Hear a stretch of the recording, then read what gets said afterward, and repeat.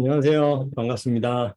오늘 칼럼을 하나 올렸죠, 그죠? 그 직원에게 어떻게 주인의식을 갖게 할 것인가. 이건 뭐 제가 늘 반복하지만 직원에게 주인의식은 줄 수 없다. 이렇게 말씀을 드렸잖아요. 그죠? 불가능하다. 왜? 주인이 아니니까. 이렇게 이제 말씀을 드렸는데, 그걸 아예 불가능하냐 하면 아예 불가능하지는 않아요. 왜냐하면 그렇게 돌아가는 회사들이 충분히 많이 있거든요. 그럼 그건 어떻게 하는 거냐라는 거죠. 뭐 여러 가지 방법들이 있을 겁니다. 뭐 잘 이렇게 일을 할 수 있는 분위기를 만들어줘서 뭐 스스로 자발적으로 일을 하게 한다. 뭐 이런 여러 가지인데 이 주인의식을 우리가 원하는 게 뭐냐면 자발적으로 하기를 원하고 그다음에 동기부여가 좀 됐으면 좋겠고 그리고 내가 매일 체크 안 해도 스스로 좀 하면 좋겠고 뭐 이런 거예요. 자가 발전했으면 좋겠다라는 거예요. 이게 그냥 해서는 되는 게 아니라 결국은 자기가 스스로 하려면 내가 결정할 수 있어야 내가 결정한다. 주인이라는 게 뭐냐면 내가 뭔가 결정해서 내가 결정한 일을 진행한다, 실행한다. 이렇게 돼야 자기가 하잖아요. 그러니까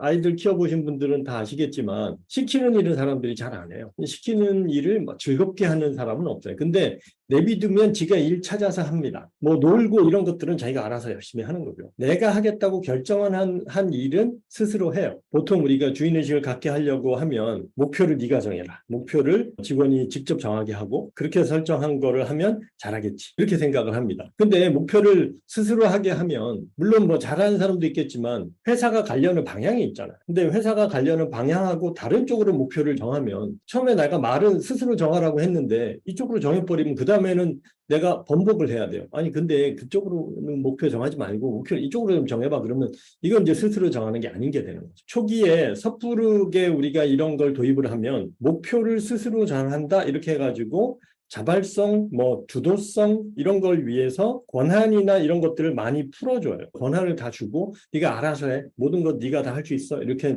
자율성 뭐 이런 것들을 제공을 합니다. 그때 이제 문제들이 생기는 거예요. 핵심은 뭐냐 하면 룰이 있어야 돼요. 룰이 있고 그 안에서 네가 자유롭게 뛰어놀아. 왔다 갔다 하면서 일로 갔다 절로 갔다 하면서 놀아. 이거는 돼요. 이 룰을 만드는 게 되게 중요합니다. 보통 이제 재미있게 하는 게 우리가 재미라는 게 생기는데 재미라는 건 뭐냐면 제일 핵심이 뭐냐면 게임이에요. 게임, 스포츠 이런 것들입니다. 게임이나 스포츠 그다음에 뭐 윷놀이 같은 놀이 이런 것들은 우리가 재미있게 한단 말이에요. 똑같은 일인데 저런 게임이나 스포츠는 재밌게 하는데 왜 일은 재밌게 안 하냐. 그 재미가 있느냐 없느냐의 차이가 결국 어디서 나오냐 하면 자율성을 주는데 그죠? 이 자율성을 주는데 자율성의 범위를 정해 주어야 이게 재미가 생겨요. 그래서 그게 이제 룰입니다. 범위를 주는 거예요. 그러니까 축구가 재밌는 게 뭐냐 하면 야 발로만 차야 돼. 그 다음에 이 경기장 밖으로 나가면 안 돼. 그 다음에 골대 안으로 골을 넣어야 점수가 나는 거야. 뭐 이런 식의 룰이 있잖아요. 그래서 그 규칙이 있어야지만 그 게임이 재밌어집니다. 그런 얘기를 하더라고요. 근데 이제 대부분은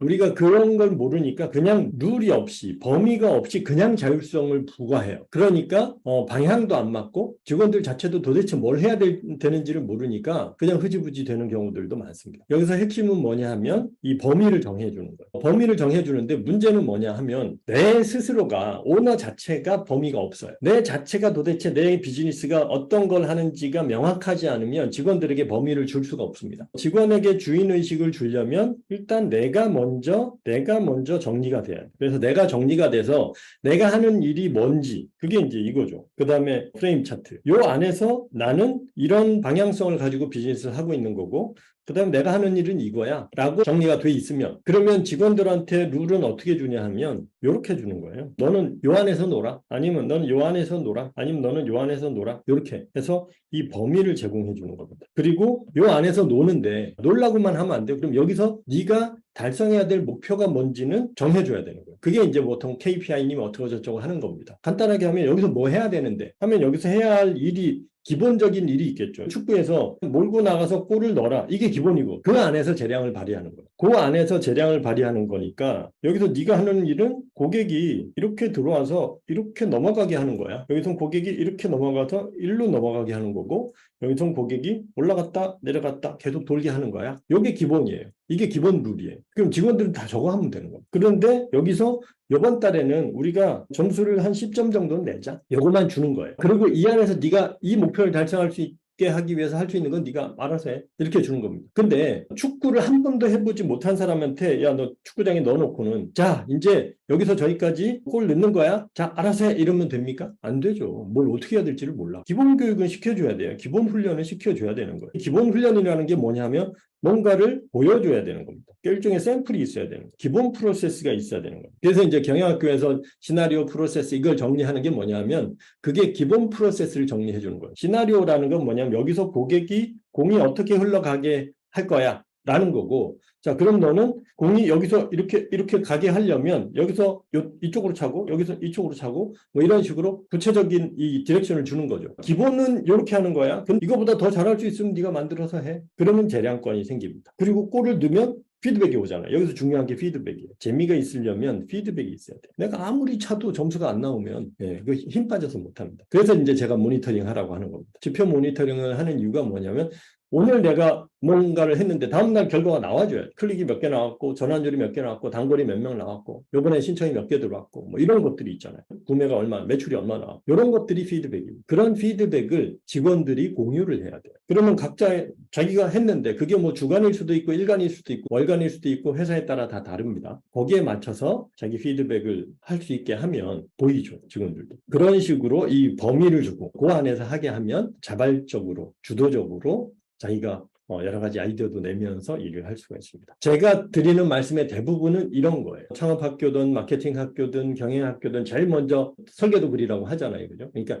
일단 설계도가 있어야지 그 안에서 우리가 어떤 일들을 할지 그것들을 이렇게 만들어가고 각각의 예를 들면 지금 창업학교나 마케팅학교는 이 앞에서 여기서 여기까지 흐르는 거를 어떻게 하는지에 대한 방법론을 배우는 거라면 경영학교는 그거를 하기 위한 시스템을 구축하는 실습을 하는 거니까 그런 식으로 보시면 되고요. 프라임 회원님들은 지금 이런 메커니즘을 어느 정도는 알고 계시니까 그죠? 예, 그래서 거기에 맞춰서 또 해보시면서 운영하는 거 뭐 이런 것들 하시고 모르는 거는 동영상 참고하시면서 계속 갈고 닦아 나가시면 그러면 이제 방향이 보이는 거죠.